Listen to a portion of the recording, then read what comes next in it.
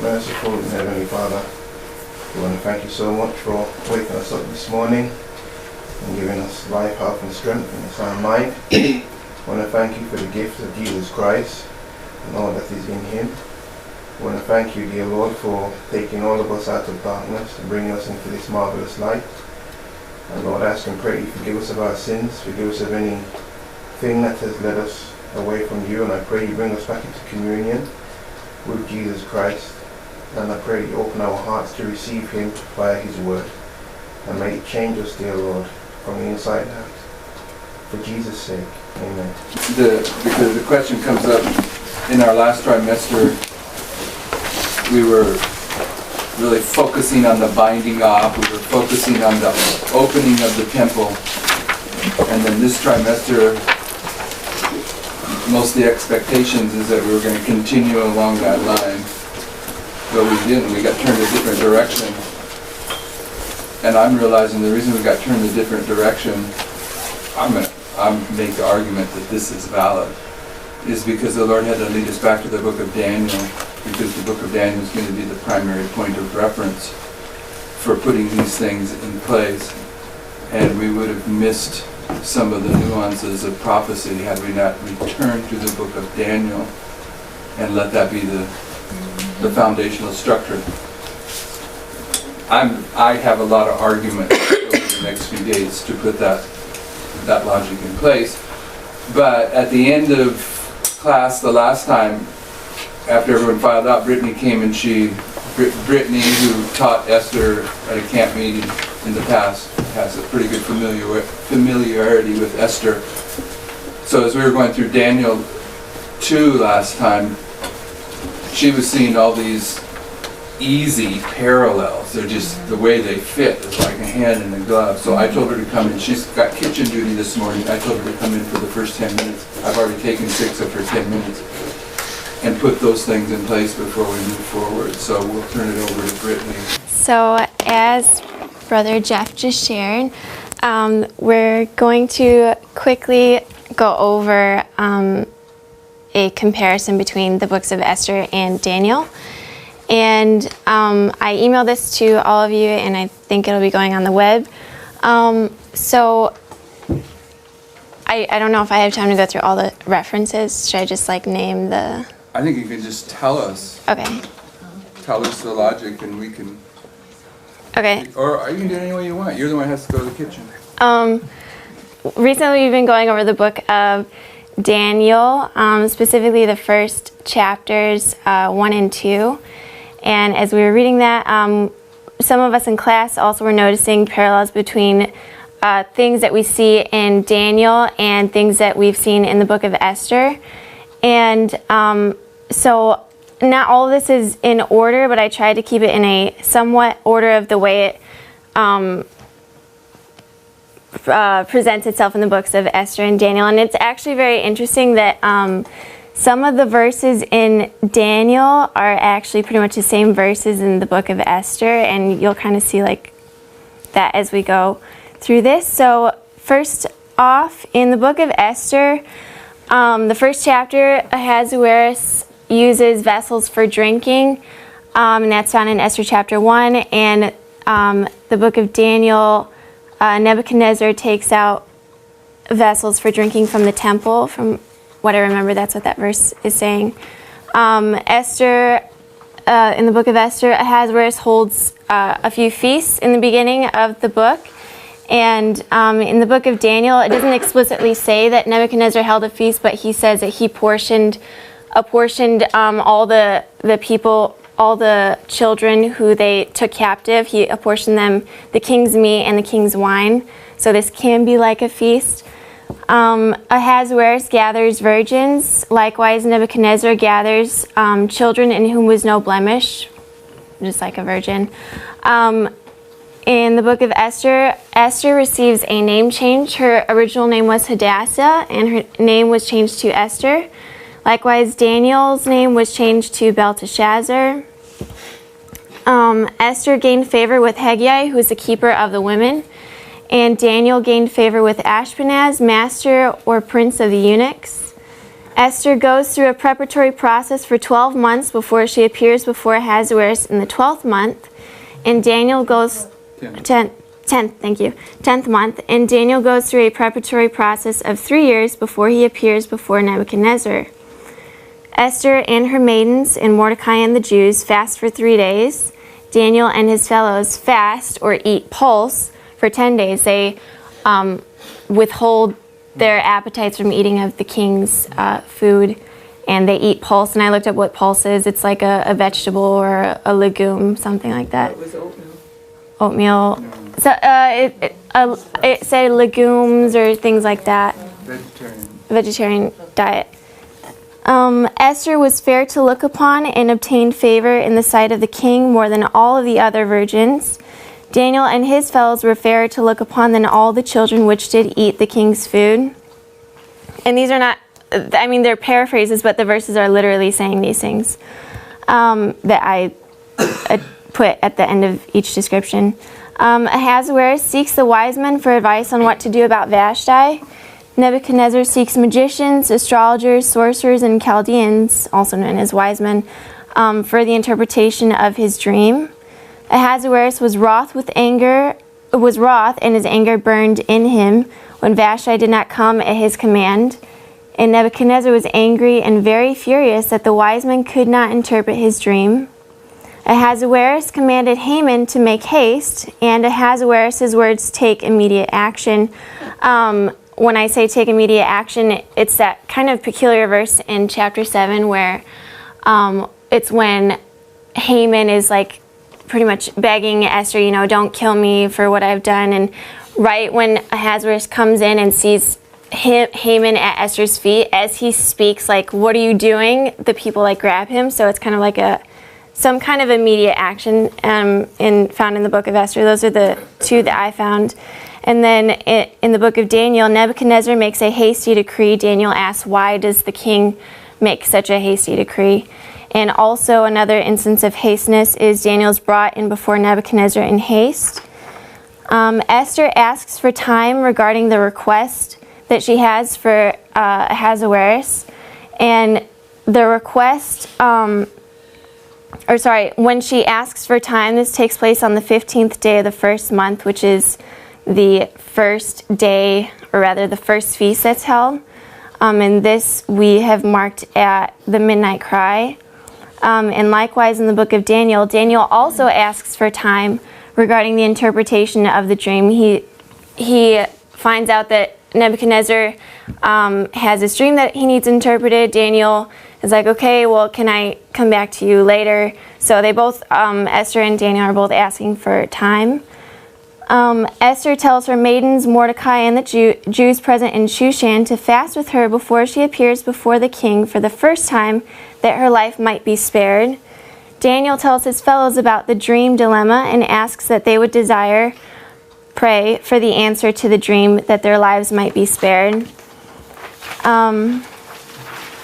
So in essence, this is saying Esther was faced with a life or death situation on the 15th day of the first month when she goes in unto the king the first time.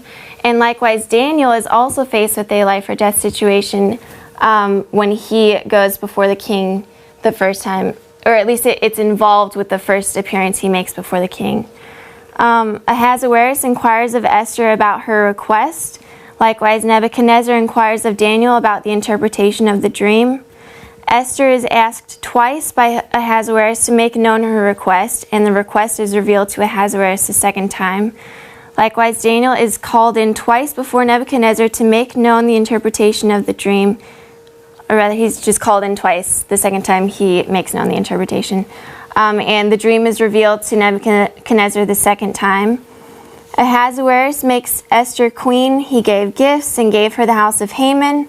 Nebuchadnezzar makes Daniel a great man. He gave gifts and made him ruler and chief of something, etc.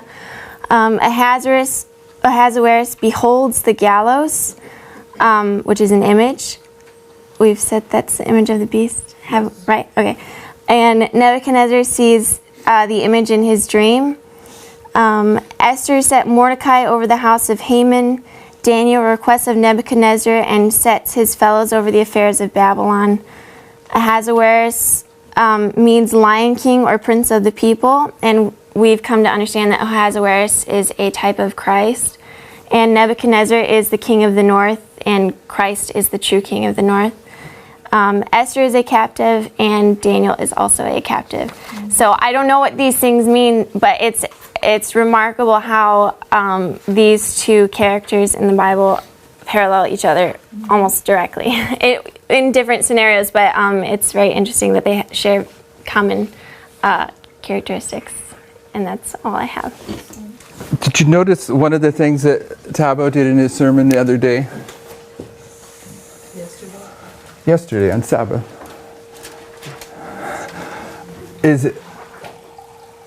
He did a midnight to the midnight cry. And he says from midnight to the midnight cry, there's 3 steps. Everyone remember that? Okay, so this is 9/11 back here. But we have witnesses that this can be 120 years. This is the small fractal. The big fractal of 120 can go out here to the Sunday law. But he did a thing where when he was dealing with midnight to the midnight cry, remember he went. Yep. And so he was shown that at one level, midnight and the midnight cry have the same, I don't know if this is the right word, terminus. Is that the right word? They both have the same ending point at one level. I think that's a terminus. Okay. So what you have here at one level is you have a 3 ending here and a 120 ending here. Right? I mean, this is kind of theoretical. But I want you to see this, if you will. So this 3, this 120, end at the same point in time. Go to Daniel 6. Now, I hope, that really, from my understanding, I think 99.9% of Seventh-day Adventists would not understand a concept that we've put in place that we're working with, but I trust that all of us at least understand the logic, even if we haven't taken the time to test it for ourselves. And that thought is that the book of Daniel represents the first angel's message, the book of Ezekiel, the second angel's message, Jeremiah, the third angel's message. And although the book of Daniel is teaching information about all 3 messages, he is first and foremost a symbol of the first angel's message. And we went through and we showed the characteristics of the first angel's message in Revelation 14 can be identified in chapter 1. And we're now dealing with that chapter 2 is the second angel's message and the doubling. But in any case, Daniel at one level is the first angel's message. So let's read Daniel 6, 1 and 2. It pleased Darius or Darius? Darius to set over the kingdom 120 princes, which should be over the whole kingdom. And over these 3 presidents, of whom Daniel was the first. What would that be? That Daniel is the first of 3. He's the first angel's message. Okay, yeah, he can be in the reality of the history, he is the head king of 3 kings or the head governor of 3 governors. I'm not arguing that. But we know that Daniel is the first angel's message at another level. And here he's in a group of 3, and it isn't telling us he's number 2 or he's number 3. It's telling us he's number 1. But where is he set? And I wonder what the word over, does anyone have the ability to check out what the word over in verse 2 means? And over these 3 presidents, of whom Daniel was first, that the princes might give account unto them, and that the king should have no damage. And the reason that he's put over him is because an excellent spirit is found within him. Anyone have a way to pull up what? Above. Yes, okay. So we have 120, what are they called? Princes here, but we have 3 presidents over them. Can you see that? And this, at this level, if this 120 gets plugged in here, does this 120 get plugged in here? Mm-hmm. Yes, it's 120 line upon line. Verse 2 is telling us that we put these 3 presidents over the top.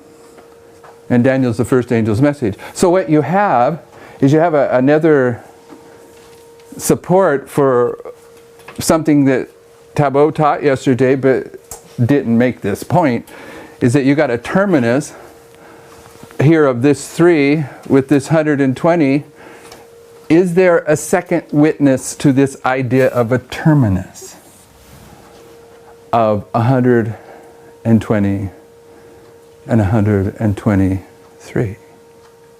Aaron and Moses. Aaron and Moses. Moses dies right here when he's 120 years old, but Aaron dies at the same point in time. How old is he? 123. Okay. So I've often wondered what this 123 was all about, but I think it's a 3 in the 120, and it's teaching us something about this structure. And remember, this is the short fractal. We could go out to here. At which case, if we went out to here with the 120, where would the 3 go over? Midnight Cry to the Sunday one? Okay, 1, 2, 3. So this 3, although it's big here, maybe the 3 goes 1, 2, 3 on that one. But this 3 is probably emphasizing one of the most important points in Daniel, and that's the binding off time period. Okay, so what I want us to see is that Daniel chapter 6 definitely gets plugged in to this structure that we've understood from Ezra 7:9 and Matthew 25 and the parable of the 10 virgins. And we're not going to dissect this. I'm just going to show you some things very quickly as we move back to chapter 2. Okay, I don't know how many of you are aware of it. Someone has their computer up if you need to see this reference. Sister White says Nebuchadnezzar typified who? Belshazzar. Are we all familiar with that quote? About the father. About Nebuchadnezzar typifying Belshazzar. Is everyone familiar with that quote? Say amen. Chris is saying no. Anyone else going to say no? Are you familiar with that, Sister Tiffany? Okay, so someone type in Nebuchadnezzar. Pardon me? Go ahead. Yeah, I'm unfamiliar with that also. Okay, so someone type in Nebuchadnezzar.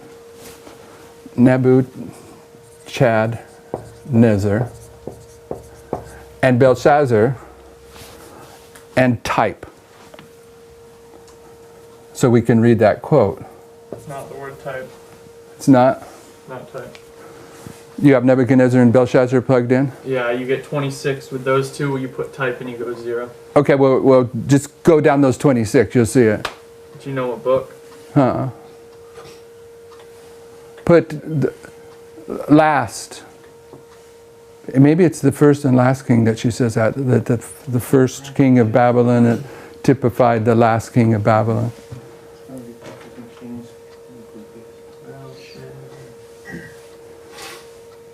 So if she's not using their names, and that could be the case, if she's not using her name, you might have more of a trick to pull it up. I have this quote. I use this quote. I'll show it to you tomorrow. It's valid. So what does that mean in terms of chapter 4 and 5? If that's true.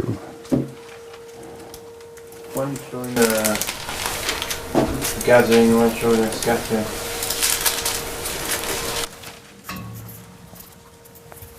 Put in type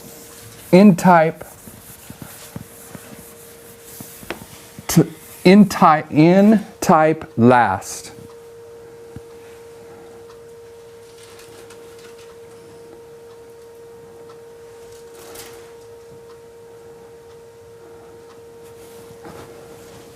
Okay, I think I got it. All right. Patriarchs and Prophets and Kings 5:33, paragraph 1. To the last ruler of Babylon, as in the type to its first, had the sentence of the divine watcher, O king, to thee it is spoken, the kingdom is departed from thee. Everyone follow what you just read? Okay, so what that means, among other things, is that the story of chapter 4 gets laid right over the top of the story of chapter 5. Because Jesus illustrates the end from the beginning. Everyone follow that logic? What was that again, Tyler? PK 5:33, paragraph 1. Okay, so without going into the details at this point, and without even reading it, because I want to get to a further point, what we will have to resolve with these two lines, the beginning of Babylon and the end of Babylon, is that Nebuchadnezzar's given a warning message from Daniel.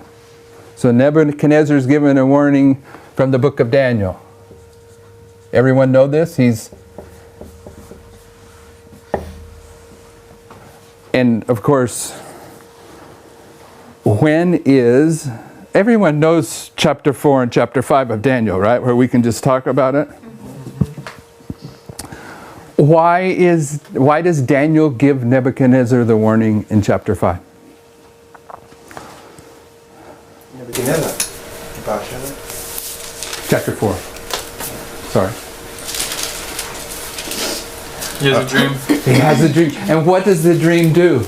Troubles him. It troubles him. Do we have any more troubling dreams in the book of Daniel? So where is Daniel troubled in Daniel chapter 2? Nebuchadnezzar was troubled. Yeah, where's the troubling? 9/11. 9/11. So would we be safe in putting the same king that has a dream again and both dreams trouble him at the same remark? Okay, so let's say and what does he's so troubled by this dream, what does he do? He calls in the wise men to explain it to him, right? Mm-hmm. So, but Daniel comes in, he gives him a warning, and he tells him, break off your sins by righteousness. Does he do so? Mm-hmm. Kind of. Yeah. For how long? 12 months. Okay, it's 1 year it says, but let's put 12 months. And then he lifts up his heart in pride. And what happened? Built an image. Built an image. Sorry. He's Probably again. 7 times. It's 7 times, okay? You got 7 times. And where does this 7 times end? And this is something, it's going to end here, whatever it is. Where's the ending in chapter 4 to Nebuchadnezzar's dream? Let me point you to a verse.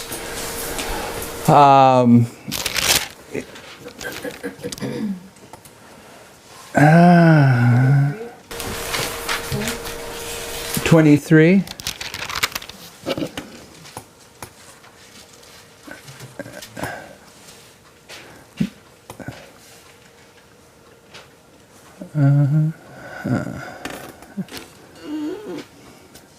Are you just lining this up on a general scale? Just a general scare, because I want us to see that all of this book is coming together into one line and give us some foreknowledge about where we're going.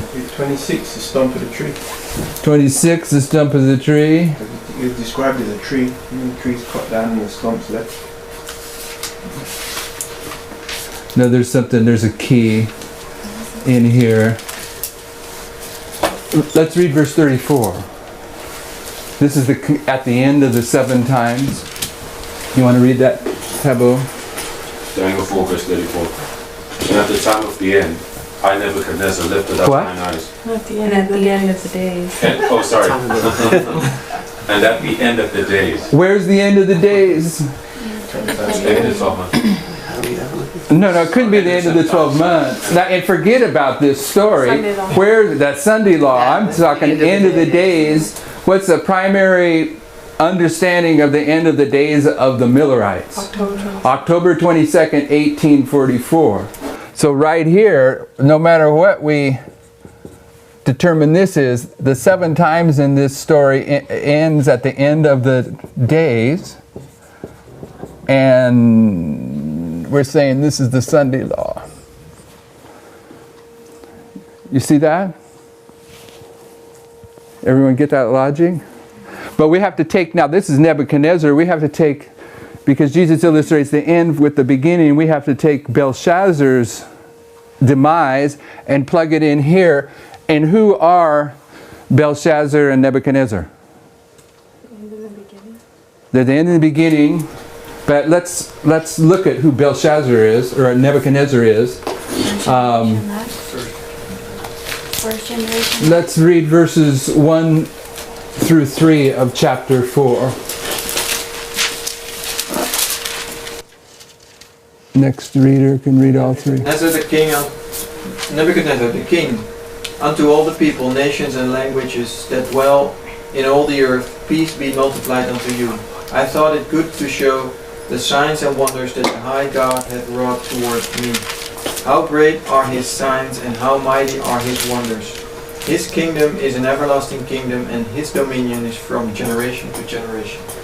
Now, if we would, Kolef, if you'll read verses 34 to 37. And at the end of the days, I Nebuchadnezzar lifted up mine eyes unto heaven, and mine understanding returned unto me, and I blessed the Most High, and I praised and honoured him that liveth forever and ever. His dominion is an everlasting dominion, and his kingdom is from generation to generation.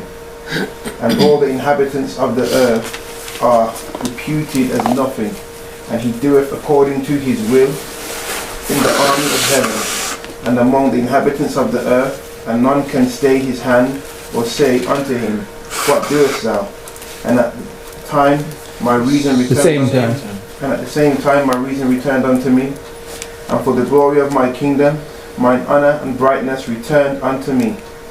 And my counselors and my lords sought unto me, and I was established in my kingdom, and excellent majesty was added unto me. Now I, Nebuchadnezzar, praise and extol and honour the King of heaven, all whose works are truth, and his ways judgment. And those that walk in pride, he is able to obey. Okay, he's right here, right? And he's comparing himself with who? Those that walk in pride. Kind of reminds me of Habakkuk chapter 2, right? There's 2 classes in Habakkuk chapter 2. There's one class that lifts their heart up in pride, and then there's the other that live by faith. Nebuchadnezzar is those that live by faith. So who are Nebuchadnezzar and Belshazzar? The wise and foolish virgins. Okay, so in the very same night in chapter 5, what happened to Belshazzar, the foolish virgin? He was slain. Belshazzar is going to get slain here. Who's he getting slain by? Cyrus. Who's Cyrus a type of? Christ. And Christ is the one on October 22nd, 1844, that opened the door that no man could open and closed the door that no man could shut. And Cyrus is the one that came through the door at this very point in time that no man could open, but it was open for him. Right? So Nebuchadnezzar is the wise virgins here. Belshazzar is the foolish virgins here. But what's Nebuchadnezzar's kingdom? Well, why? What in these last, if he's the wise virgins at the Sunday law, whose kingdom is restored and he's shining as the brightness, who is he? Church triumphant. Okay, he's representing the church triumphant right here at the big level, but even back here at the midnight cry, the church triumphant begins. Awake, awake. Okay, so just wanting you to see, we're going to go through these. Back up to chapter 3. This is a preview of where we're going, right?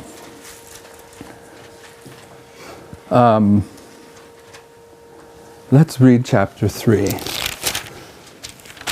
We're not done with chapter 2, but I have a reason for trying to put chapter 3 in place. Let's read, there's 30 verses.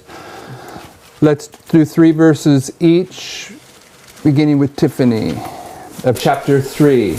Nebuchadnezzar the king made an image of gold, whose height was 70 cubits, and the breadth thereof 6 cubits. He set it up in the plain of Dura, in the province of Babylon. Then Nebuchadnezzar... Wait a second. From testimony, from the spirit of prophecy, why does Nebuchadnezzar make this image solid gold? Because he wants to state that his kingdom's going to go to the end of the world. So we all understand that he's basing this plan upon this image. He wants to turn this image into solid gold because he is the head of gold. He wants this image to represent Babylon.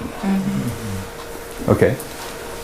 Then Nebuchadnezzar the king sent to gather together the princes, the governors, and the captains, the judges, the treasurers, and the counselors. I'm sorry. I wanted to make one more point about verse 1 before we move on. What did he do with this golden image? Not where did he do it? He did it in the plain of Dura, but he set it up. What's it mean to set it up? Lifted it. It's a visual. Okay, I don't know how to ask the question. You're answering correctly, but I'm not asking it right.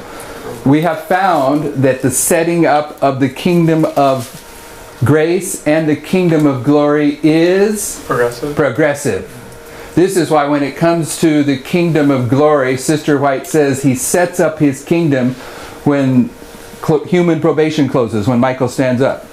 But she also says he sets up his kingdom at the second coming. She says the same thing about two waymarks, the close of probation and the second coming. Thus, and when is the kingdom of grace instituted? In Eden. But what's the definition of instituted? Established. So when's the kingdom of grace established or instituted? It's at the cross. So go to Daniel 12. Keep your finger in chapter 3, of course. In chapter 12.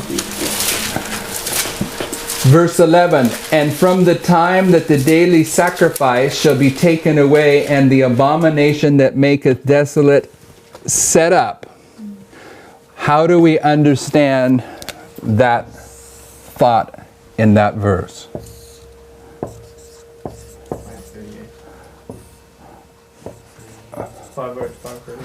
What is this?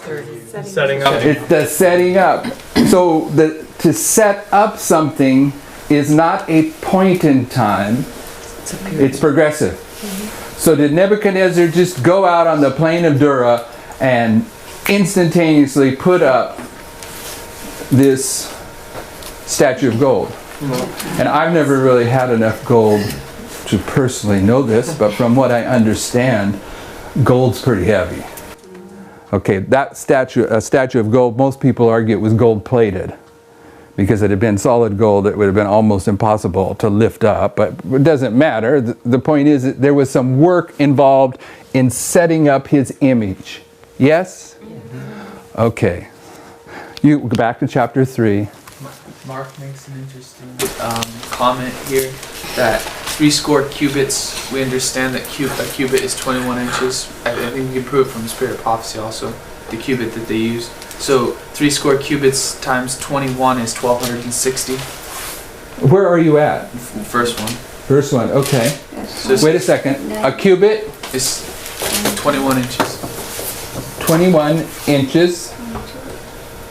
Go ahead. It's 21. It's 21 is, if you do 21, then inches? times 60. Yep, inches times 60 equals 1260. What does that do for us? I don't know. It's Just a a comment. good number. Just, it's 1260. But see, that contradicts Sister White because Sister No, White... it doesn't. It doesn't. That's why I was trying to... Let me explain what she's going to say. Sister White gives us a statement where she talks about the tabernacle, and she speaks about the tabernacle in feet, but she says no more than or approximately this many feet. So I did the math, and it came out to, if I used the number she used, it came out to 22 inches, but there's room to say it's 20, there's room to say it's 21. 21 makes more sense than 22. But she doesn't exactly identify, but she gives us a conversion that's pretty close. It ends on 1 inch off of 21, which is the common used by everybody. So. Okay. Anyways. Let's move beyond that right now. And keep going forward to the verse. Something real quick? It says right here, from the treasures obtained in war, he made a golden image to represent the one that he had seen in his dream. Yep. Okay. So what's that doing for us right at that level? Right now, where we're at, I'm hoping you can see something. Well, I see a parallel between in Daniel 4 where he... Now that's not what I'm looking for, even if it's there, but go ahead. Well, it's a reaction on what he sees in his dream. In Daniel 4? Well, yeah, he sees this tree, and he's the ruler of the world, and then he says, is this not me? And then he becomes the beast for 7 times. But if Daniel 3 is the third angel, then there's a setting up that takes place prior to its arrival. Yes. In Sister White, it's in the teens. There's times I tried to count them, but I tried to count how many times she compares Daniel chapter 3 with the Sunday law before the time that I had access to computer searches. And just at the human study, it's in the teens where she says that Daniel chapter 3 represents the Sunday law. Okay, so when they're thrown into the fiery furnace, that is the Sunday law. But if this image has to be set up before the test comes, what is the setting up of this image? Image of the beast. It's the image of the beast test. Okay, this is Daniel chapter 3, but what this tells us is Daniel chapter 3 reaches back into Daniel chapter 2 and does what? Just set up. It puts a golden image here that is based upon this image in Daniel chapter 2. The doubling of the image is right there in chapters 2 and 3.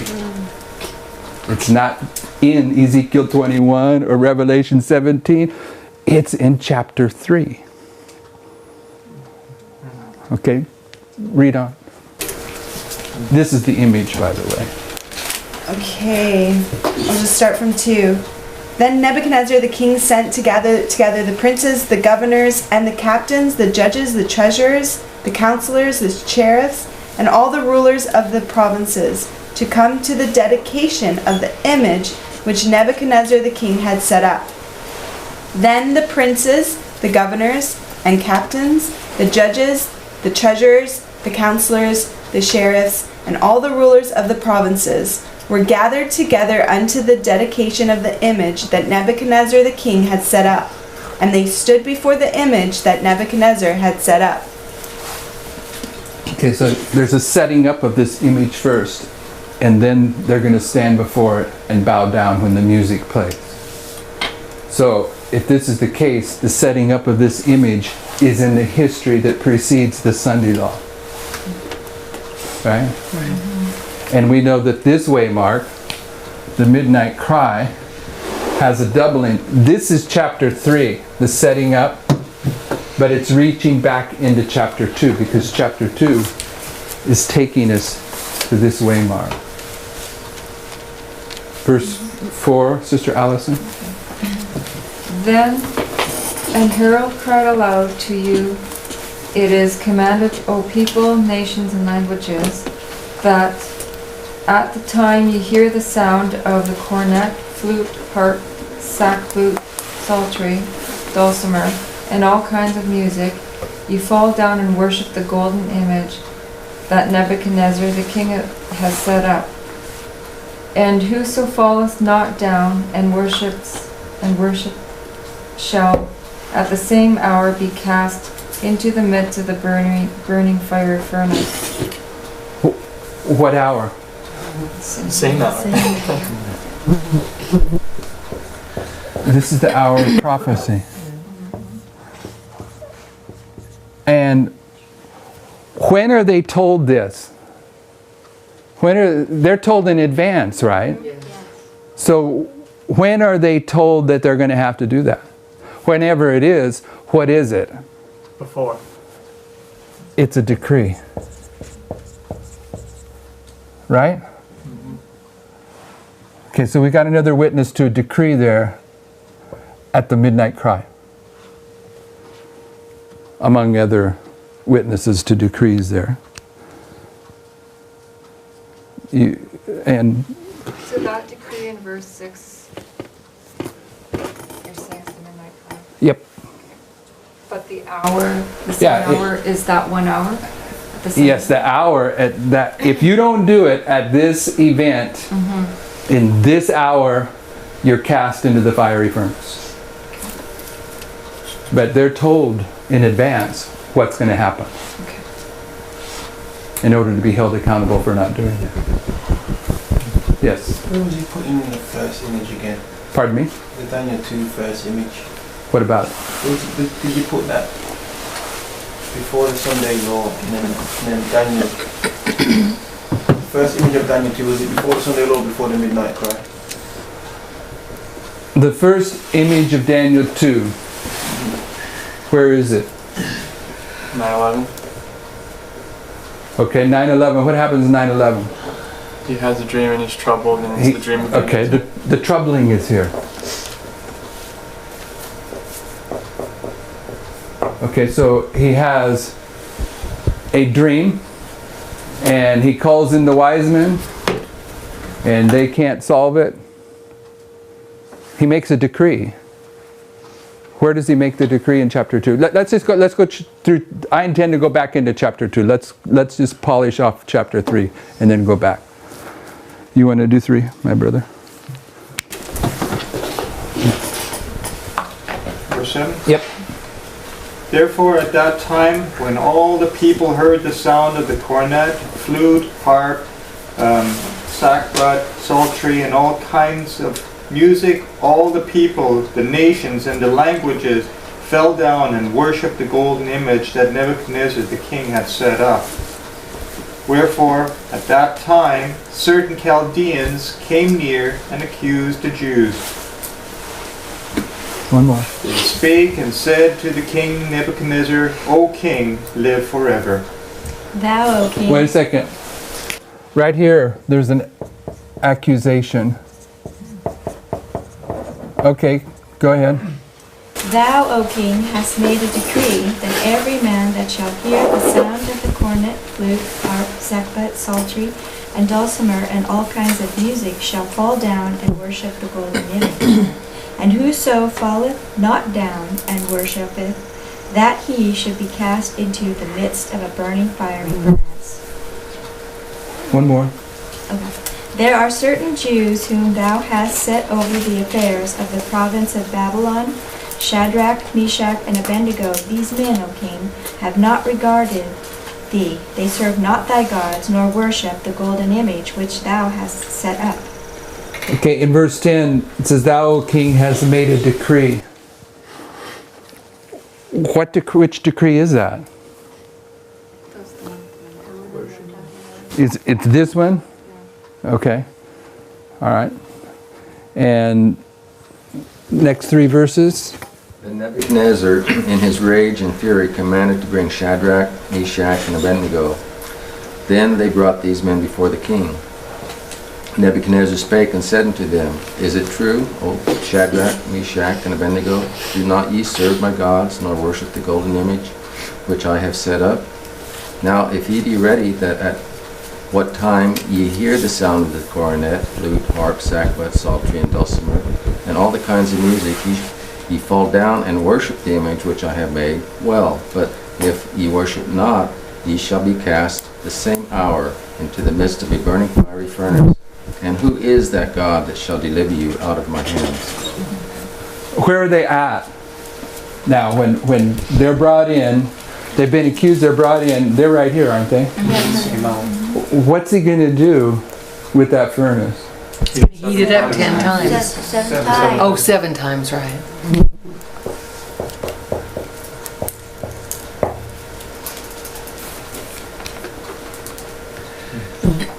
Right?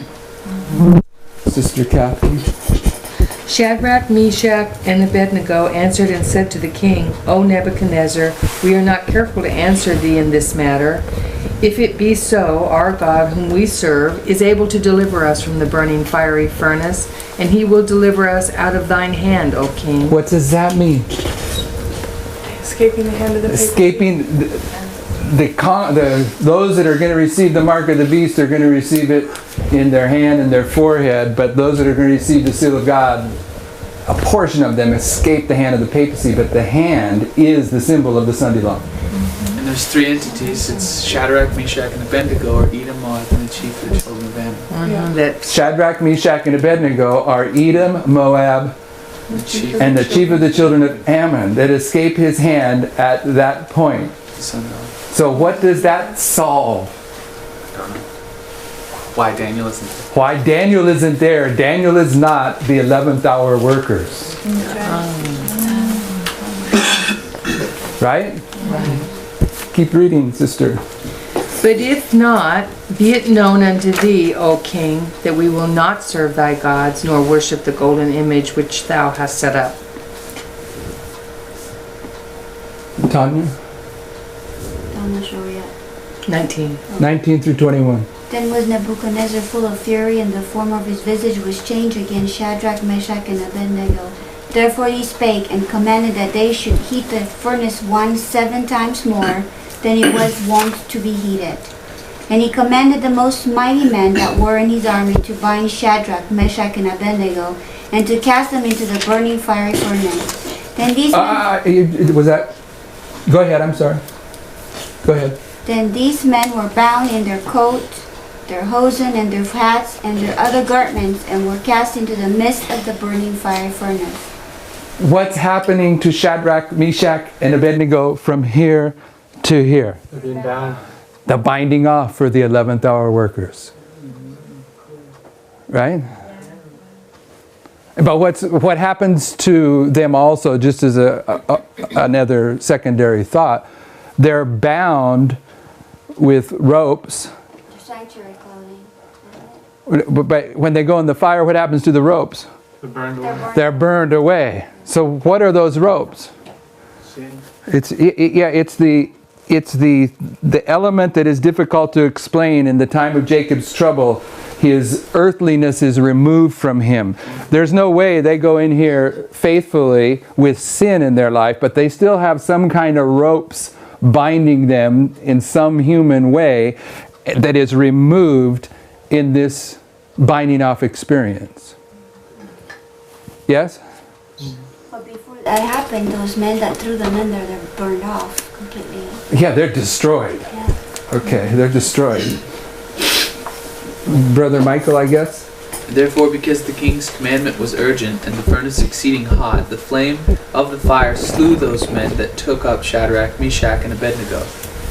And these 3 men, Shadrach, Meshach, and Abednego, fell down, bound into the midst of the burning fiery furnace. They did what? Fell down on their face, humbled into the Yeah, they fall down here. They're dead. How you get thrown in a fiery furnace 7 times hotter than it's supposed to be, you're dead. You fall down as one of dead. They're not dead. Go ahead, my brother. Then Nebuchadnezzar the king was astonished, and rose up in haste, and spake, and said unto his counselors, Did not we cast 3 men bound into the midst of the fire? They answered and said unto the king, True, O king. Tyler? He answered and said, Lo, I see 4 men loose, walking in the midst of the fire, and they have no hurt, and the form of the 4th is like the Son of God. Then Nebuchadnezzar came near to the mouth of the burning fiery furnace, and spake and said, Shadrach, Meshach, and Abednego, ye servants of the Most High God, come forth and come hither. Then Shadrach, Meshach, and Abednego came forth out of the midst of the fire.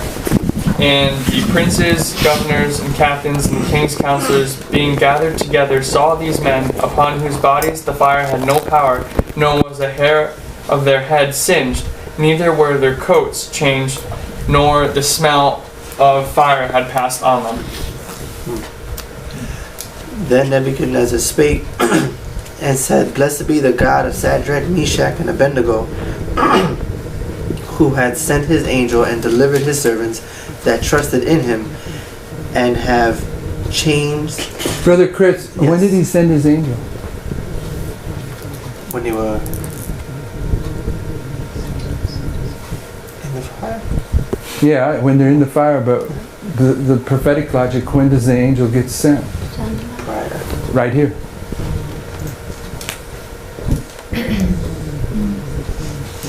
Go ahead. Then Nebuchadnezzar spake and said, Blessed be the God of Shadrach, Meshach, and Abednego, who hath sent his angel and delivered his servants that trusted in him, and have changed the king's word, and yielded their bodies, that they might not serve nor worship any god except their own God. Therefore I make a decree that every people, nation, and language which speak anything amiss against the God of Shadrach, Meshach, and Abednego shall be cut in pieces, and their houses shall be made a dunghill, because there is no other God that can deliver after this sort.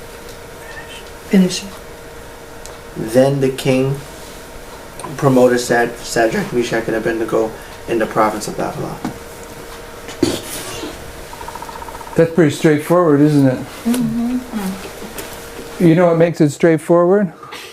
Is the advanced understanding of Ezra 7:9 and the reform lines and Matthew 25. The Lord's put several concepts in place, brought us to a point on the binding off and the opening of the sanctuary, and then caused us to get drawn back into the book of Daniel. The book of Daniel is where I'm pretty sure it's all the lights are going to come on.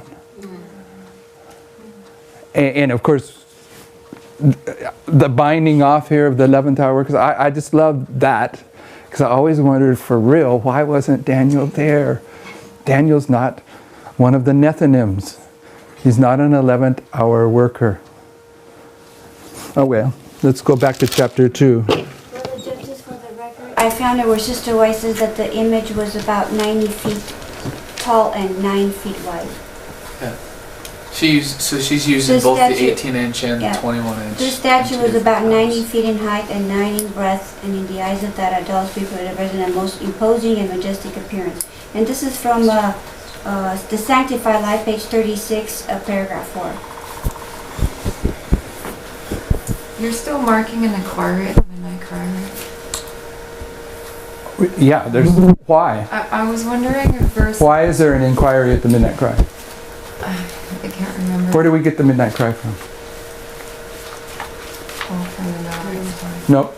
Where do we get the midnight cry from? Matthew 25. Nope. Close.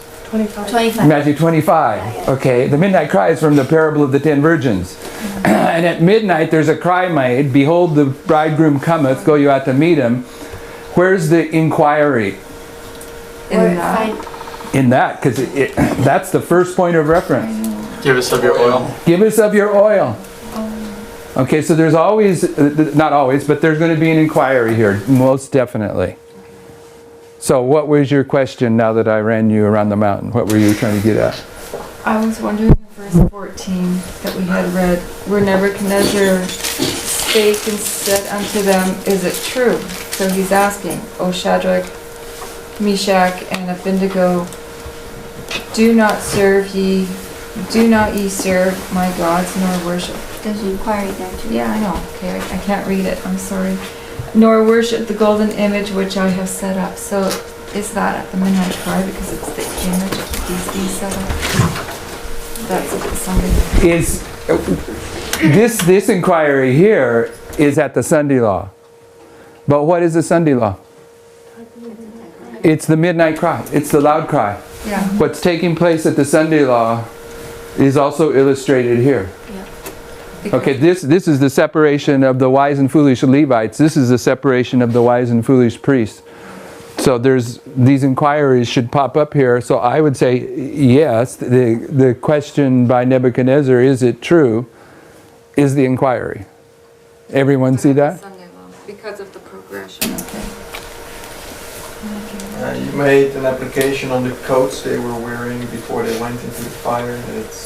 I just said the ropes. The rope, yeah. She said something about the coats. Oh, there were, okay. Before they threw them in the fire, they bound them with ropes so they couldn't fight the men that were going to throw them in. The coats were kind of a piece of, I think we talked about sin that was still needed, or something earthly. Yeah, that's what I'm saying. I can see that in the ropes for sure. And if you're saying, well, they had their common garment, but when they come out of the fire, they have the righteousness of Christ. If that's what you're getting at. The thing is, my question is because in 27 it says, neither were their coats changed, nor the smell of fire had passed on them. So after them, they still wear the same coats. Yes, which means what? Well, that was my question. They were already that this test here is the third test, and this isn't a test where you're going to develop character. You're just going to demonstrate character. They have to have the right garments before this test, or they'd be burnt up. So are we saying that the three men are the Levites or the... They're the 11th hour workers. When are they thrown into the flaming fiery furnace? Primarily the 11th hour workers. If you want to back this history up here with a fractal, you could argue it's the 11th hour workers, the Levites, but primarily Shadrach, Meshach, and Abednego are 11th hour workers. Does it count for the 7 or 11th hour workers that they will manifest, that they will, there's no 3-step testing process like a grow or is it immediately the 3rd step there? It's progressive to start with. Okay, so if there's this is the same, you can ask the same question about the Levites. Okay, there is definitely 3 steps. This is the binding off for the Levites, which has 3 steps. But the Levites are going to not come in simultaneously at one time. They come in progressively. So too with the 11th hour workers, they come in progressively. Whereas with the priests, there's a progression back here, but all the priests are brought to the same point of choosing right in this history, from midnight to the midnight cry. But this is midnight for the Levites and the midnight cry for the Levites. So there is a 3-step empowerment for the faithful Levites, but throughout this history, Levites will be making their choice until the last one makes its choice for or against the message here. So to ask, for every Levite that makes this choice, his 3rd test. Where are his previous 2 tests? are what you're asking, I think. The same with the 11th hour workers, if this is their third test. And It's in the plowing period. it's in the plowing period. Because God's dealing with men are ever the same. A long time ago, we looked at Saul, Saul Paul, and we determined, and maybe it's not valid anymore, but we determined that Saul had, as a Levite, his first two tests in the time of the midnight cry, and one of the points of logic was you can't have your first two testing steps before you're even in your time period. Yeah, that's what I'm trying to explain, and it's kind of a hard concept. Go ahead. No, you have to look at some of the stories to see it. It's a weird concept, but it is what it Isn't is. Daniel 1 the first step that they go through? Who? Those three young men, along with Daniel. I mean, Daniel's... No, you're not. And symbols have to be determined by context. The context of Daniel chapter 3 doesn't make them Mishael, Hananiah, and Azariah in chapter 1. In fact, I would argue that the fact that Daniel isn't there with them is an argument that this is a different symbol. Because in chapter 1, it's all four of them. Well, I understand. It's just interesting that these three men have the test under Babylon and Daniel has it under Media-Persia. Because Daniel goes through a similar test of life and death too. But he's under Media-Persia and the three young men is under Babylon. I just wonder if there's a significance in that. Probably. Are we saying that, because my thought about the three tests for the Levites was, they have the plowing period from 9 a.m. to midnight cry. That does not constitute their test per se. But at the midnight cry, when the prediction's fulfilled, that's their first step, is they're convicted of sin as they see that, this message is true and, these guys are really correct with this message and we really are the judgment of the living.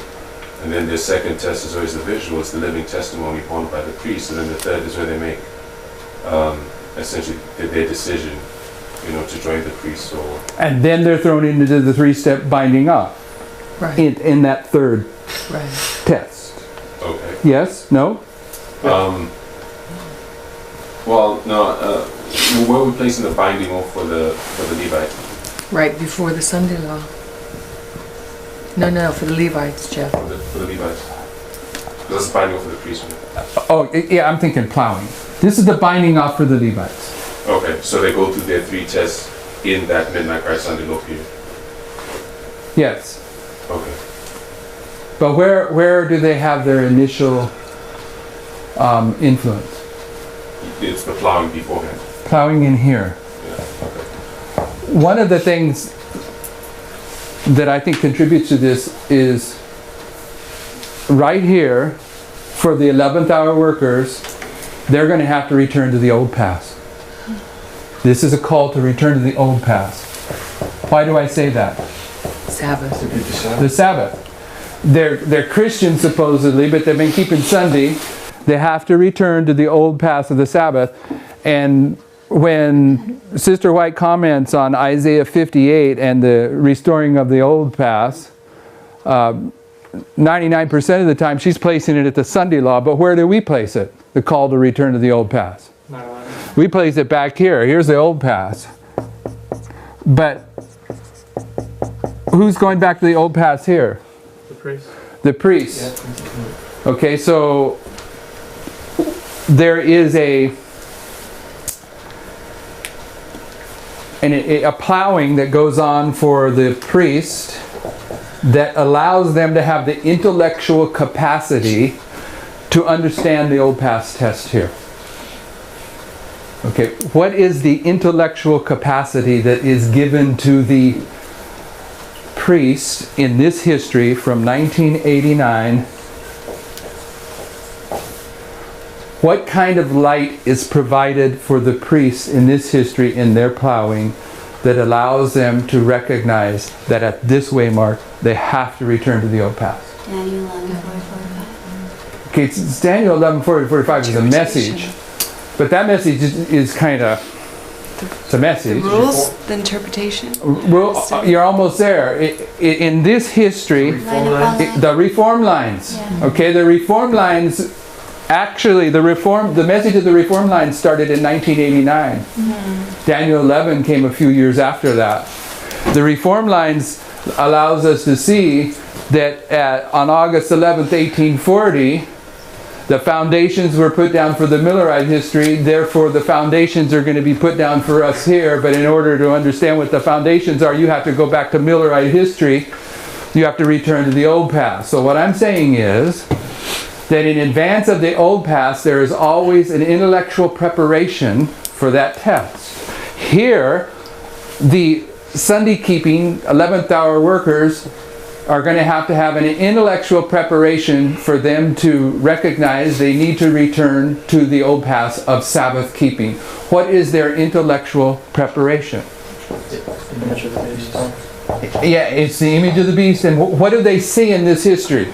Setting up. The priests and the Levites. They see the priests and the Levites doing what? Being faithfully standing up against faithfully standing up for the seventh-day Sabbath and giving their testimony and clarifying the distinction, so that when the Sunday law hits here in fulfillment of the prediction of a coming Sunday law that these priests and Levites are giving, they have to return to the old path. So the Levites are going to have to return to the old paths right here. And what is the old path? the marriage. It's our first test. Okay, so the Levites' first test is marked here based upon the premise that they're going to have to return to the old paths. What are the old paths that they have to return to? The marriage. They have to understand the marriage correctly. They have to understand the marriage. Where, let me ask it this way. Where is their intellectual preparation for recognizing their old path? It's right in here. And you can go to all, you can go all the way back here, but what are they seeing? The fulfillment of the prediction. The people's experience, the priest's experience. And their experience is what? What is it? Isaiah 61 that you used in your sermon yesterday, or 55? Awake, awake. 52. 52. Go to Isaiah 52.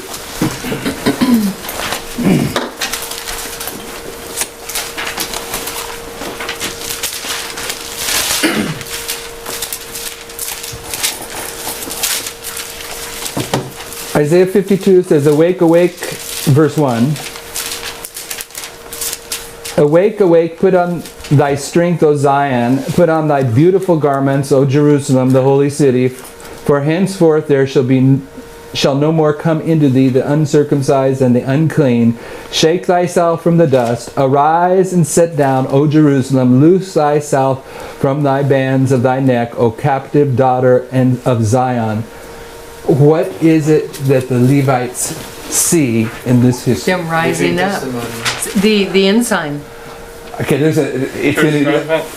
they see Jerusalem restored. Mm-hmm. This is where Jerusalem is restored. And what do we call it? From his sermon yesterday. Church triumphant. Okay, they're seeing every history in the Bible that is dealing with the measuring of Jerusalem or the building of Jerusalem or the church triumphant. The Levites watch it take place right here. And they have to respond. They have to do what? When Jerusalem's being built, what does Ezra have to have? Priests and Levites. The Levites have to respond to the call. Do the Levites respond? Is there any evidences in the Bible that the Levites are the ones that are faithful with the Sunday law crisis? Yeah.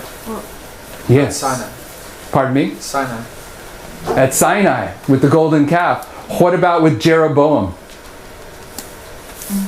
What was Jeroboam's problem when he set up the two temples, one in Bethel and one in Dan? Trying to get the Levites to come back. They wouldn't help. They went south. They didn't want to be there. Okay, the Levites were faithful. And what is this waymark? So you're talking the Levites as in the priest or just the Levites? I'm talking about the intellectual preparation that the Levites have to have in order for them to return to the old past. Is this history here where Jerusalem is waking up and it's prepared, it's turning to the church triumphant, and this waymark is who? Jeroboam. It's the doubling of Jeroboam, right here. Okay, and Jeroboam contains within his story the fact that he builds 2 temples and the Levites refuse to participate with his activities, along with Sinai. Okay, so the Levites, the old past they have to return to our faithfulness in the image of the beast testing time. Okay, you follow that logic? So my point is getting back to Tabo's question. Right here, the Levites, the old past, is their first test. They have to understand they are being called to stand with the church triumphant. What's their second test? The living testimony. The living testimony of who? The priests. The priests. And so this Levite here, he may be the first, he gets it, and he recognizes the activity of the priest, and he's immediately thrown into the third test. And what is the third test? Humbling, falling into the dirt. This is my point. The third test is the binding off. Mara. Okay, it's the binding off. That's the whole period. Yes, but that's my point. The first Levite goes through this experience right here. The last Levite that responds goes through his experience here. It's a progressive coming into the binding off period. Whereas with the priest, they're all brought in here at the same time. And with the 11th hour workers, it's progressive. Not so with the priests. I think because last trimester we determined, I don't remember how, that the binding off period for the priests were right there, but the whole midnight cry to the Sunday law is the Levites binding off period. And from here to here is the 11th hour. Shadrach, Meshach, and Abednego are bound in ropes and thrown into the fiery furnace for this 1 hour. So what does Shadrach, Meshach, and Abednego represent at another level other than the 11th hour workers? The number 3 in this history. And the binding off history has 3 steps. That would make sense because we know that the final movements are rapid ones, so from the midnight cry to the Sunday law is probably not a lot of time. Okay, so if you want to get into time theory, this binding off period is a point in time. This binding off period is a point in time. And this binding off period is a point in time. So if this is a point in time, this is a point in time, this is a point in time, they're all one point, all right? So when you get to that level, the final movements are rapid ones. Okay, but anyways, where were we? Anyone remember where we were? All right. Any comments or questions? Because we're not going to get to Daniel 2 today. We're pretty much. Sister Tanya. In Isaiah 52, when you point out the awake, actually that's the third awake. So if it's because it's connected with 51. Yeah, I get that. And then you have the departing. You got them throughout the Bible, though. I just wanted to put in place that it's about the church triumphant at this point. And it's about Jerusalem. So you got to figure out, is this the restoration of Jerusalem? Or is this the restoration of Jerusalem? Or is this the restoration of Jerusalem? It's all 3, but right here is the first restoration of Jerusalem, and the Levites got to see this. They have to understand this church triumphant. Are the Levites then is going to see the ensign, and then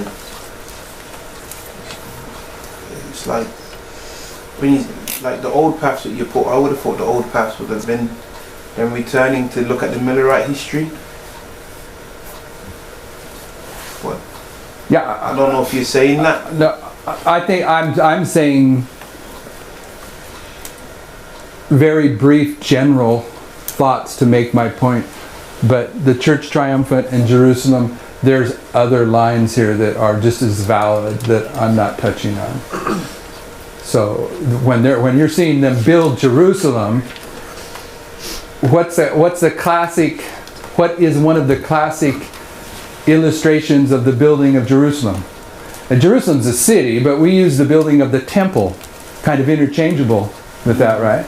Is there a temple built from here to here? Mm-hmm. Okay, that's 46 years. So is there a temple built from here to here? Mm-hmm. Okay, so all these things they're going to see. But I'm just saying the Levites, for whatever reason, the Lord has did what with them? And like he did in the Millerite history. He protected them until it was their time. And he held his hand over them. Yeah. Okay, at the midnight cry, the hand in the Millerite history, the hand's been removed. There's a removal of the hand. The Levites haven't been paying close attention to what's been going on here with the priests. They get drawn into this. It's their plowing. Wait a second, behind you. I wanted to point out that I found out that the building of the temple during Zerubbabel was 21 years. And the 46 years actually happens in 18 BC to 28 or something like that. And that's the 46 years. And basically, Uriah Smith said that they split it down to the foundation, they rebuilt it again, and that took 46 years. So actually the temple that Jesus was in was rebuilt a second time during that time of Herod. Yeah, that's part of the public record. So Ezra actually was a 21-year period that temple was built. It was done in 515 BC. Why, you said the hand was Sunday law. I said the hand was Sunday law. You put the hand at the Sunday law? No, I'm saying that... Different hand you did. Before. Coming out of the hand of the papacy. Yeah, different type of hand. The hand is a symbol of the Sunday law. Yeah. The United States stretches its hand across the gulf and clasps the ham of the Roman power, across the abyss clasps the ham of spiritualism. So that's one symbol, but when we're talking about the Lord holding his hand, or how's it say about the disciples on the road to Emmaus? Withholden, what? Holden. He holden their understanding.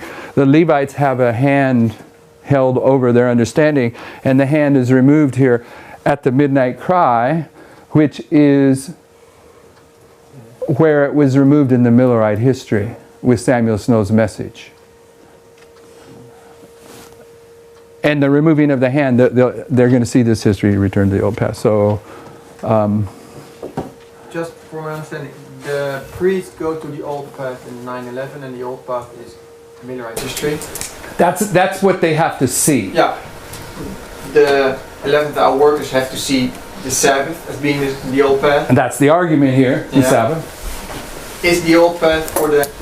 Did we say that the old path for the Levites is the restoration of Jerusalem? Yes.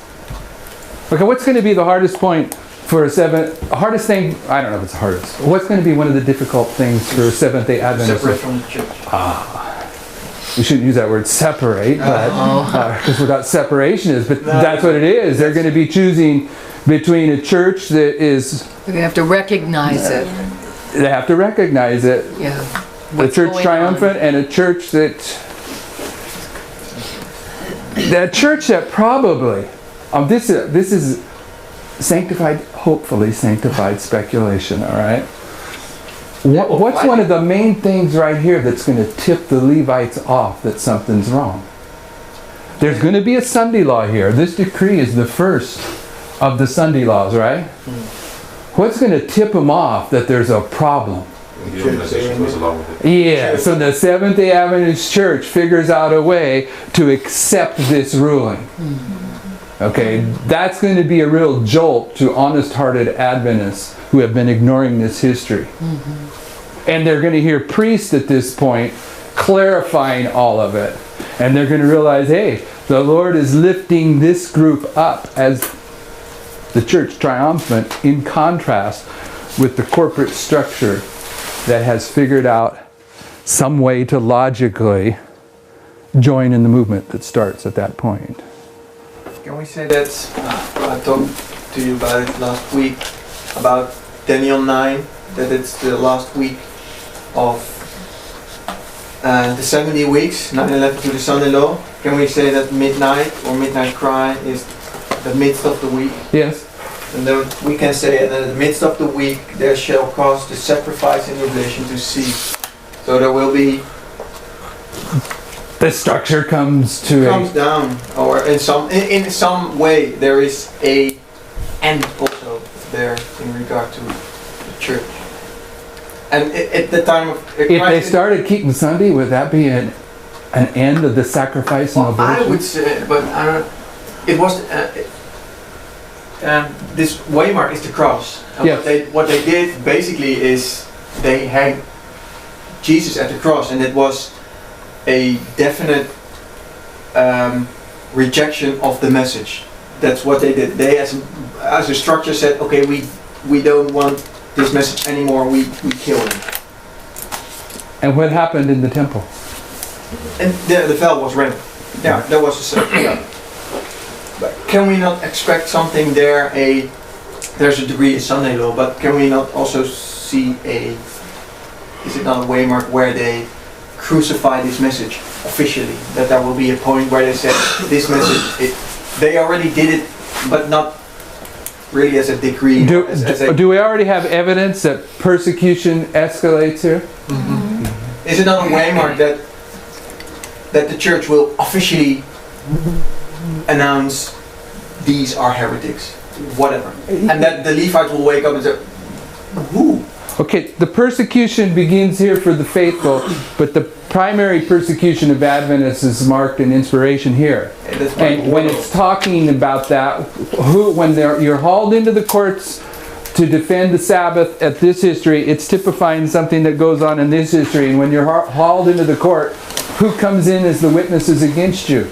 Your fellow brethren. Former brethren. Yep. Former brethren. Oh yeah, right, because you've separated from them. When the prediction is made, it's going to become a national or a worldwide spectacle about this group who's predicting something. So Adventists are going to have to nationally say, these Seventh-day Adventists are no longer Adventists anymore. We've disfellowshipped them all, and we reject that movement because it's going to be so broad. And that's crucifying Christ in the midst of it. Because they're destroying they're rejecting the message.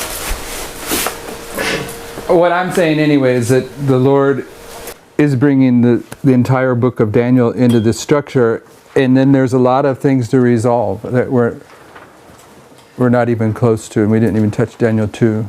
We'll go back to that tomorrow, Lord willing.